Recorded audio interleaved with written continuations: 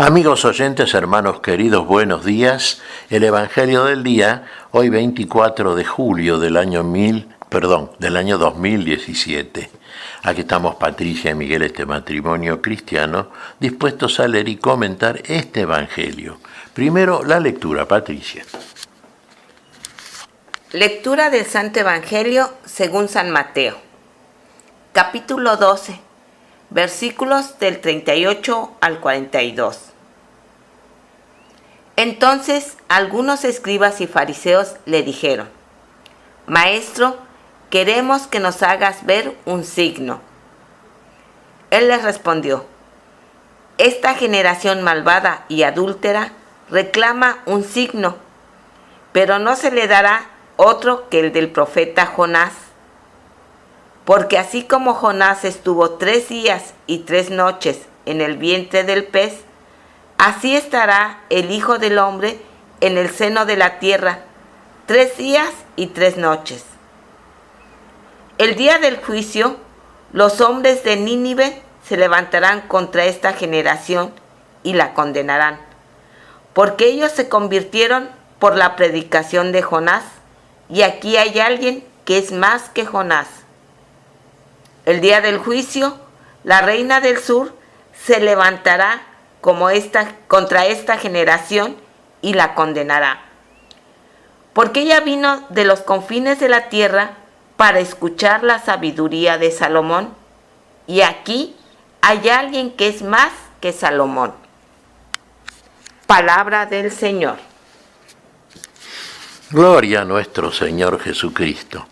Aquí generación adúltera le llama Jesús a aquellos que lo estaban escuchando, pero particularmente se refería a los escribas, a los doctores, a aquellos que creían saber lo que no sabían y que, bueno, para colmo, en este caso como tantos otros, claro está, querían una señal de parte de Jesús, un signo, algo visible realmente.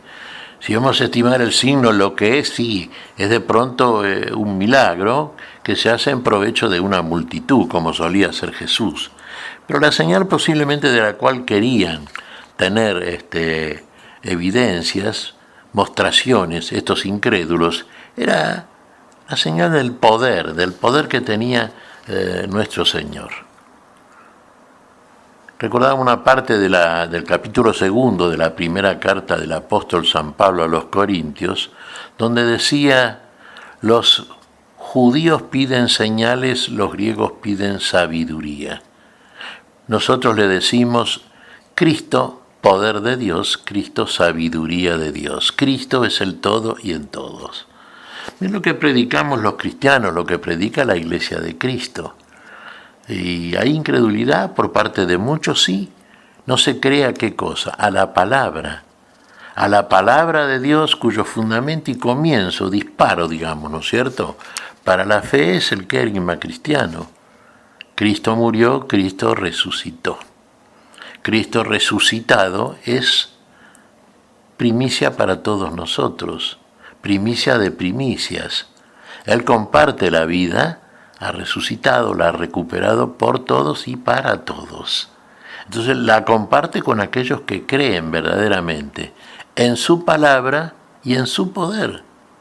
Hasta, fíjense, Cristo declarado Hijo de Dios con poder, por la resurrección de entre los muertos. Comienza con la palabra. ¿Usted ha creído a la palabra?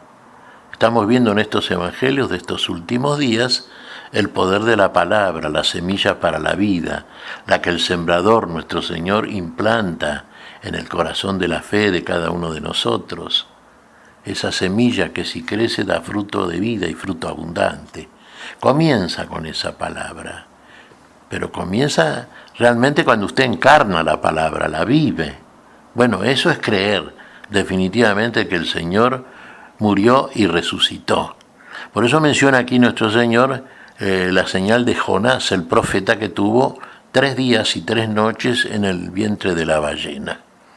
¿Y a esto han creído? Sí. Fíjese que en el caso de Jonás, los ninivitas, que no tenían la ley de Moisés, que no era un pueblo religioso ni creyente, sin embargo creyeron a la predicación de Jonás, un profeta que venía de otro país, de otra tierra, hasta el mismo rey de Nínive. Por eso dice Jesús que en el día del juicio, claro que se van a levantar contra esta generación, la cual tuvieron en Jesús a la mayor demostración del poder de Dios. Dios mismo estaba ante ellos predicando, enseñándoles, encarnando la naturaleza humana, nuestra naturaleza.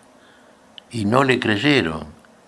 Y evidentemente es mucho más Jesús que Jonás. Jonás era un profeta enviado por Dios, pronunciaba la palabra de Dios. Bueno, y el pueblo de Nínive se arrepintió. Otro ejemplo que nos muestra aquí Jesús, la reina del sur, la reina de Java, vino desde tierras muy lejanas a escuchar la predicación, la palabra de Salomón. Escuchó y quedó fascinada por esa palabra y creyó a esa palabra y vino desde muy lejos y probablemente de otra cultura, de otra forma de pensamiento, inclusive pensamiento religioso. Los pueblos antiguos, más antiguos que Israel, eran pueblos que podíamos llamar también religiosos en el sentido de que tenían su propio criterio religioso. Tenían sus dioses, eran falsos dioses, ídolos, sí, pero a su manera ellos tendían a creer en el poder o en un poder superior. El pueblo de Israel tuvo ventajas manifiestas. El mismo Dios, el único, se mostró y se manifestó a ellos a través de una ley. Y ahora el mismo Dios viene a nosotros en la persona del Hijo. Fíjese, ahí tiene usted en Cristo Jesús mucho más que la sabiduría de Salomón. La reina de Java vino a escuchar a Salomón y creyó. Y los que escuchan a Jesús, que es mucho más que Salomón, ¿creemos a su palabra o queremos señales que nos demuestre el poder? ¿Queremos ver para creer o verdaderamente creemos sin necesidad de ver? ¿Hay fe en nosotros? Fíjese que la fe no exige el ver, al contrario. Es creer primero para ver después lo que se ha creído. Y en eso consiste precisamente. Por eso también dice que en el día del juicio, claro, todos aquellos que frente a la sabiduría de Dios se mostraron anuentes, escucharon, respetaron y creyeron, cuanto más nosotros que tenemos ahora la presencia de la misma palabra del Dios mismo, que nos está enseñando todas las cosas y nos está comunicando el poder para ser obradores de esas cosas que Él nos enseña. ¿Qué es obrar? Hacer la voluntad de Dios, por supuesto. ¿Qué te parece, Patricia? Pues mira, Miguel, a mí me asombra cómo han pasado más de 2000 años y muchas veces nosotros, que nos decimos cristianos, seguimos pidiéndole signos al Señor.